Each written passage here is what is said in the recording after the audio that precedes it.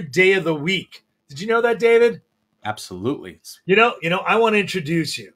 Today, we're going to talk about why we can't trust the media. It's our final episode of it for the week. And you want to know something? It's all about Justin Trudeau. David Solomon, I'm Stuart Brisgell. David's going to be back in 10 seconds while he's going to rant about good old Prime Minister Justin Trudeau. See you in 10.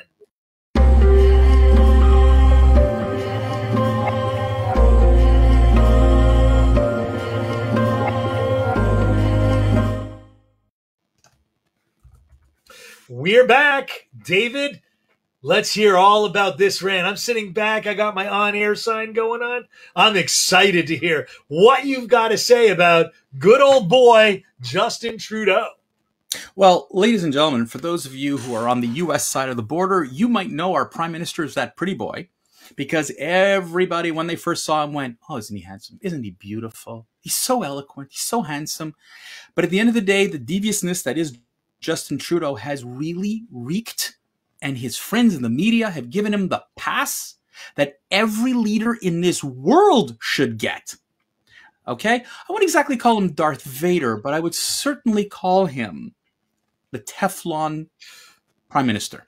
So let's go back a little bit. For those of you who are not familiar, Justin Trudeau got elected and immediately was mired in his first scandal. He accepted an invitation to a private island, to Aga Khan's private island, and that conflict of interest to the nth degree. Justin came out, had a press conference, and apologized to everybody. I'm sorry, I understand. He fixed his ways, he said. Let's fast forward. An infrastructure firm here in Montreal, SNC-Lavalin, got caught in a scandal overseas. It was big. It was going to be major. And we're going to be talking about thousands of jobs potentially lost because of such scandal.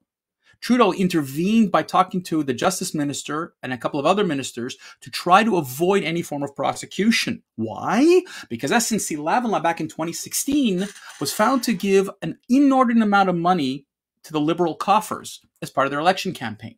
He interfered. It was blatant. He forced ministers to resign and then kind of went, oops, I made a mistake.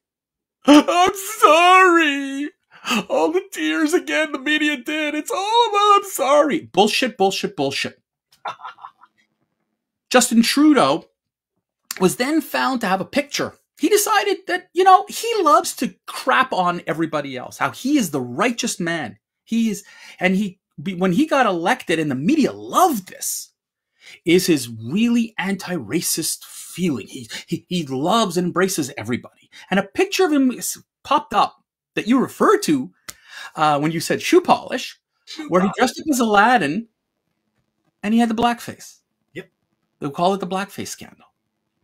And again, rather than face the music, I was young. I didn't know. I'm sorry. Again, the BS, the rant, the crap that he pulled off there, folks, a load of garbage.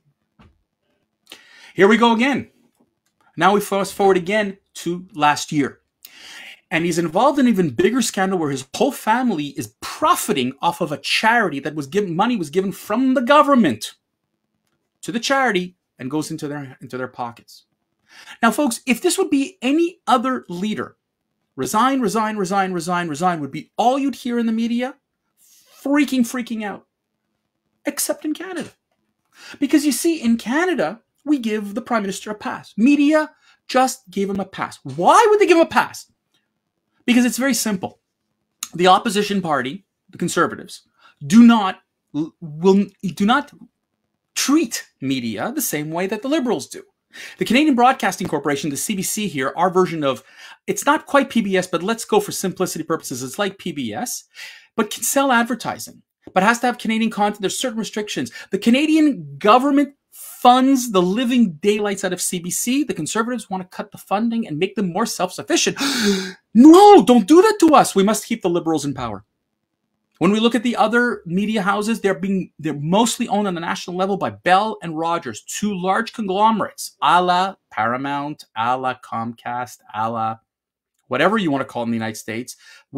And they can figure that they are better suited with the liberals than with the conservatives. So at this point, let's do everything we can to keep them in power. Anytime, folks, anytime a media house puts out something about Justin Trudeau, it's buried. It's kind of say we're doing our job, but it's buried. This was an article from October in the National Post. It was buried. Okay, another one. It was buried. When this popped up recently after another scandal regarding our Governor General, yes, another scandal, media complicit in Justin Trudeau's appointments. Media complicit. You will see that across the board. The Hamilton Spectator got ripped for doing this. Folks, it's absolutely sad that when a local newspaper, the local newspapers are absolutely terrorizing the Prime Minister, they're getting vilified as being anti-Canadian. Ah, come on, folks. But this was an article in the suburban newspapers here in Montreal that went out and literally said, hey, there are lies here. And when our editor of this newspaper went out and did something about it, he got vilified. Folks, the media is in the Prime Minister's pocket. And Stuart, I've talked enough about this. But what say you as an American looking at Canada? What's your reaction to a situation like that? All right. First of all, let's first talk about that this guy, here's his picture. There's our plug on Facebook. I got to tell you. There we go. We can see. There we go. There we go. I'm just bouncing around here. I just got everything going on. Oh, boy. Technical difficulties. Let's hide on stream. There. Oh, nope. Didn't do that right. My love for Justin Trudeau is that he's a comic book guy. He has the position of the Teflon Don. Like, first of all, you got to know a bit about Justin Trudeau. And I constantly go over, who is this guy? This guy's born in 1971, David. He's 50 years old. I want to know if December he had a 50th birthday party and broke everything about COVID, because I didn't see anything about that in the papers. But, this guy turning 50 was probably a pretty big deal. Reuters has a whole list, which include Elbowgate, where he elbowed some broad in the boobs. This is a guy that throughout his history has been the playboy. His father was prime minister. His father was known and notorious for knocking out a guy that broke into the Parliament House, right? He's making a sandwich, Pierre Trudeau, and finds an intruder and knocks him out. It was great. It was beautiful. That guy stands in a league of his own. But he was a horrible prime minister. And he's just like his father. He's a horrible prime minister, has a great line. The guy speaks well. The media protects him like the Teflon Don. And you're right. It's because of CBC and the money that he keeps pumping into these news agencies. Listen, it's the same problem in the States. They don't talk about Justin Trudeau because he's irrelevant. Actually they do. Here's the great irony, Stuart. You don't talk about Justin Trudeau. I watch the news all day long. Watch this. This is CNN. Oh, but CNN is not a real news network. Hold on. I don't care if you want to call it the crooked news network, but look at this. This was back in July of last year that Justin Trudeau's ethics scandal could spell the end of his career. I found it so ironic. American media went after, they said, hey, this is problematic. Okay? American media, you would think. Hold on. The British media went after him just as much, wondering what went wrong for this bright young thing. This was the reason. The thing is that every other media globally who pays attention to our little 37 million population country, we're part of the G7, but we're a nothing country in general. But when people pay attention here, they suddenly go, how does this guy get away with everything? Look, we got our own problems here in the States, and we've talked about them predominantly in every cycle that we've been online and on the network. And I got to be honest with you, if Justin Trudeau had the keys to a nuclear football, I'd be just as terrified as I am with Joe Biden. And, the media doesn't talk about any of this. They talk about things like, hey, no big deal, a little bit of this, a little bit of that. It is the most corrupt economy in the history of history. Trudeau, Biden, they're all crooked. They're all crooked. And the media just embraces it. That's how they make money. Stuart, but we know one thing. Crooked or not crooked, whether you agree with the Prime Minister or the President, or whether you agree or not, is not the point. The Fourth Estate continues to claim that it is going to uphold ethics. That's what they keep saying. And that's what we've been talking about all week. We saw it, how they uphold it with Cuomo. We see how they uphold it with DeSantis. And now I'm showing you how on this side of the border, and by the way, Canadian media is equally as terrifying as American media at protecting Cuomo and attacking DeSantis, attacking Trump and protecting the hell out of Biden. I mean, you cannot imagine the vilification happening on this side of the border. But our own Prime Minister, who has been involved in one scandal after another, who would have been destroyed had it been any other country or party, they're giving him a pass. Yeah. Because they prefer the devil they know and the devil they like, the devil they can manipulate and coddle and continue to protect their own interests rather than deal with the truth. So, folks, my point the entire week, Stuart and I have been trying to drive this the whole week.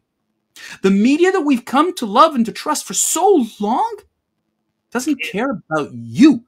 It cares about controlling you, the messaging, controlling how you're going to act, and to control and manipulate their own interests. I got something to come in. It's going to be a partial plug for next week's Monday.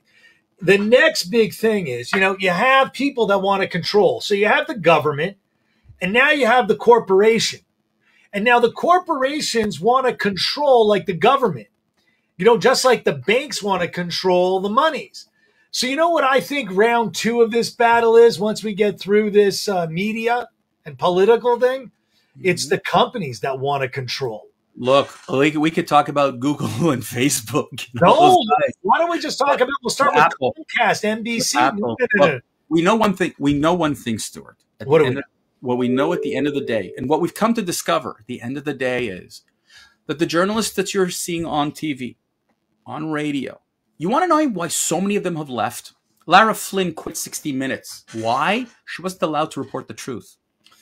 Yeah, we talked about 60 Minutes. I mean, that's a disgrace. That's a disgrace. By the way, if you went on yesterday to our Facebook page, a CNN employee was caught on video talking about the agenda-based and how they're not allowed to report the truth either.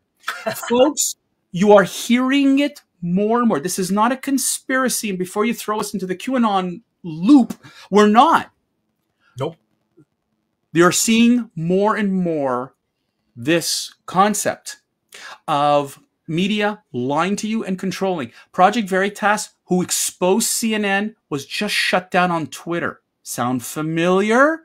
Yes, folks, it is exactly what's happening. Hey, hang on a second. But you see, they get shut off for editing and supposedly publishing something that isn't in vogue because it conflicts with their narrative. But why is 60 Minutes not taken off the air? Why haven't they taken 60 Minutes off of Twitter? Listen, I mean, they caught editing. Where is the trust in the media? Listen, you remember when you said on Wednesday that W5 was an older program, the 60 Minutes? Yep. W5 has been running around. It's that gotcha media too. Do you think that they're reporting these scandals? No. They do. They do report it because they have to report it. But do they pressure the Prime Minister in a proper way? No. You know what the interesting thing is? Let me show you the flip-flopping of this. This happened last week, where one reporter talked about that Justin Trudeau wants to go for an election. The next day, same newspaper. Oh no, Justin Trudeau cares. Canada, COVID is more important. What are we to believe, folks? What are we to believe at this point? We can't believe the narratives anymore from the national media. I got a question, David. We've been doing this now for a couple of months, and we're going to continue to do it. Amen. But you know what? Maybe it's time we actually registered and became a real news network. And just talk about, You don't have to. You don't have to. Look at all the guys who've left their the corporate world and set up their own podcasts and own shops. And you know what they've all have in common? Free speech. They're allowed to reveal the truth without someone over their shoulder saying, no, that doesn't jive with my agenda. I know we've reached the clock, and I know we reached our 15 minutes. But folks, if there's anything that we can do over the next, I know, God knows how long.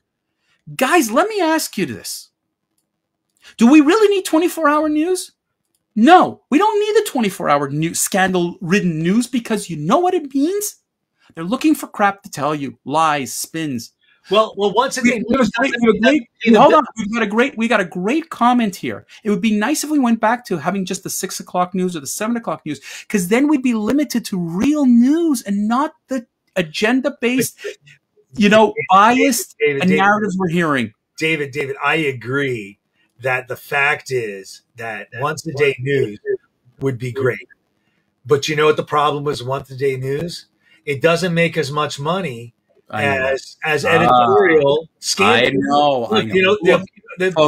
Previous to that broadcast, CNN got caught saying every time they showed the number of deaths, we have doctors and friends that are in this as well and that have joined in. If a doctor can condone the publicity of numbers of death, not to prevent more deaths, but to make money, I think it would conflict with their Hippocratical oath of supporting that news network, because they didn't do it to save lives. They did it to make dollars. Look, we know that. It's the same reation why airplane crashes are wonderful for CNN. On that note, folks, look, we're what we wanted to share with you this week is What's next week? Look, next week, I'm going to flip this. Sports. Guys, I love sports. I'm a huge sports fanatic.